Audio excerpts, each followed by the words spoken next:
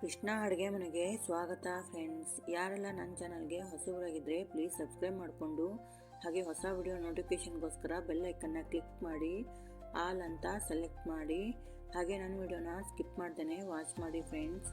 ಇವತ್ತು ನಾನು 5ನೇ ದಿನದ ಸ್ವೀಟು ಅವಲಕ್ಕಿ ಪಾಯಸ ಹೇಗೆ ಮಾಡೋದು ಅಂತ ತೋರಿಸ್ಕೊಡ್ತೀನಿ ನೋಡಿ.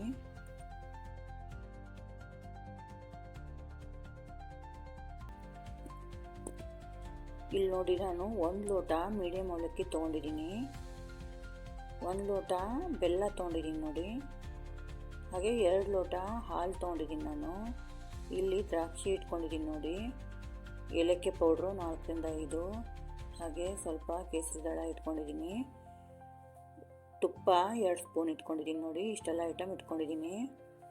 ಈ ಕಡೆ ಒಂದು ಪ್ಯಾನ್ ಇಟ್ಕೊಂಡಿದ್ದೀನಿ ನೋಡಿ. ಆ ಪ್ಯಾನ್ಗೆ ನಾನು 1 ಲೋಟ ಬೆಲ್ಲ ಹಾಕ್ಕೊತಾ ಇದ್ದೀನಿ. ಅದೇ ಲೋಟದಿಂದನೇ ನಾನು 1 ಲೋಟ ನೀರು ಹಾಕ್ಕೊತಾ ಇದ್ದೀನಿ ನೋಡಿ. ಬೆಲ್ಲ ಕರಗೋವರೆಗೂ ಮಾತ್ರ ಕುದಿಸ್ಬೇಕಾಗತ್ತೆ, ಪಾಕ ಬರೋ ಅವಶ್ಯಕತೆ ಏನಿಲ್ಲ. ಬೆಲ್ಲ ಕರಗಿದ್ರೆ ಸಾಕು. ಬೆಲ್ಲ ಕರಗೋವರೆಗೂ ಕುದಿಸ್ತೀನಿ. ತುಂಬಾ ಟೇಸ್ಟಿಯಾಗಿರುತ್ತೆ ಫ್ರೆಂಡ್ಸ್ ಈ ಅವಲಕ್ಕಿ ಪಾಯಸ. ನೀವು ನನ್ನ ರೀತಿಯಲ್ಲಿ ಟ್ರೈ ಮಾಡಿ ನೋಡಿ.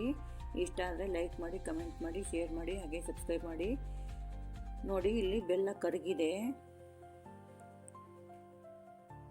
ಎಲ್ಲ ಬೆಲ್ಲ ಕರಗಿದೆ ನೋಡಿ. ಇದನ್ನು ಸೈಡಲ್ಲಿ ಇಟ್ಕೊತೀನಿ ನಾನು ನೋಡಿ. ಈ ಕಡೆ ಒಂದು ಪ್ಯಾನ್ ಇಟ್ಕೊಂಡಿದ್ದೀನಿ ನಾನು. ಗ್ಯಾಸ್ ಆನ್ ಮಾಡಿಬಿಟ್ಟು ಒಂದು ಪ್ಯಾನ್ ಇಟ್ಕೊಂಡಿದ್ದೀನಿ.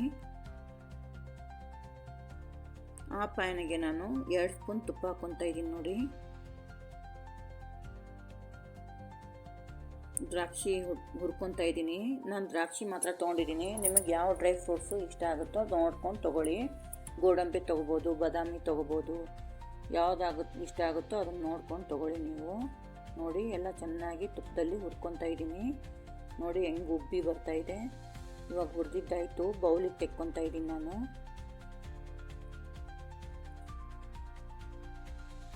ದ್ರಾಕ್ಷಿ ತಕ್ಕೊಂಡಿದ್ದಾಯಿತು. ಇವಾಗ ಮತ್ತೆ ಒಂದು ಸ್ವಲ್ಪ ತುಪ್ಪ ಹಾಕ್ಕೊತಾ ಇದ್ದೀನಿ. ಇವಾಗ ಅವಲಕ್ಕಿ ಹಾಕ್ಕೊತಾ ಇದ್ದೀನಿ ನೋಡಿ, ಮೀಡಿಯಮ್ ಅವಲಕ್ಕಿನ. ಅದನ್ನು ಚೆನ್ನಾಗಿ ಹುರ್ಕೋತಾ ಇದ್ದೀನಿ ನೋಡಿ.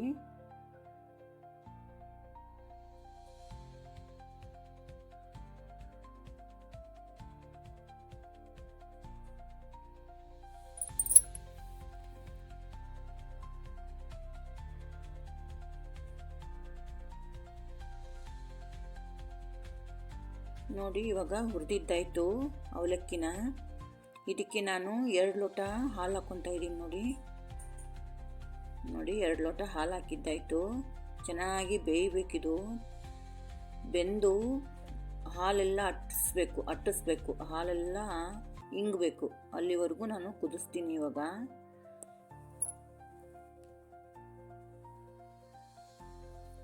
ನೋಡಿ ಹಾಲೆಲ್ಲ ಇಂಗೋಗಿದೆ. ಇವಾಗ ನಾನು ಕರಗಿಸಿರುವಂತಹ ಬೆಲ್ಲ ಹಾಕ್ಕೊತಾ ಇದ್ದೀನಿ. ನಾನು ಸೋಸದೆ ಹಾಗೆ ಹಾಕೋತಾ ಇದ್ದೀನಿ. ನಿಮಗೇನಾದರೂ ಬೆಲ್ಲದಲ್ಲಿ ಕಡ್ಡಿ ಕೆಸರು ಇತ್ತು ಅಂದರೆ ಸೋಸ್ಬಿಟ್ಟು ಹಾಕ್ಕೊಳ್ಳಿ ನೋಡಿ. ಚೆನ್ನಾಗಿ ಮಿಕ್ಸ್ ಮಾಡ್ಕೊತಾ ಇದ್ದೀನಿ. ಇವಾಗ ಚೆನ್ನಾಗಿ ಮಿಕ್ಸ್ ಆಗಿದ್ದಾಯಿತು. ಏಲಕ್ಕಿನೂ ಹಾಗೆ ಕೇಸರಿ ದಳ ಹಾಕ್ಕೊತಾ ಇದ್ದೀನಿ ನೋಡಿ. ಏಲಕ್ಕಿ ಪೌಡ್ರು, ಕೇಸರಿ ದಳ, ಹಾಗೆ ಹುರಿದಿರೋಂತಹ ದ್ರಾಕ್ಷಿ ಹಾಕ್ಕೊತಾ ಇದ್ದೀನಿ ನೋಡಿ. ಇವಾಗ ಚೆನ್ನಾಗಿ ಮಿಕ್ಸ್ ಮಾಡ್ಕೊತಾ ಇದ್ದೀನಿ. ಕೇಸರಿ ದಳ ಆಪ್ಷನಲ್ಲು, ನಿಮ್ಮ ಹತ್ರ ಇದ್ದರೆ ತೊಗೊಳ್ಳಿ, ಇಲ್ಲಾಂದರೆ ಸ್ಕಿಪ್ ಮಾಡ್ಕೋಬೋದು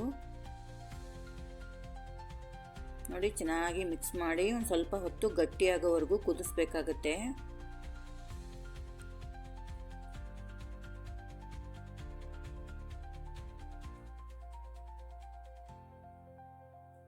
ನೋಡಿ ಪಾಯಸ ಕುದ್ದಿದ್ದಾಯಿತು, ಗಟ್ಟಿಯಾಗಿದೆ. ಇವಾಗ ಸರ್ವ್ ಮಾಡ್ಕೊತಾ ಇದ್ದೀನಿ ನೋಡಿ. ಪಾಯಸ ರೆಡಿಯಾಗಿದೆ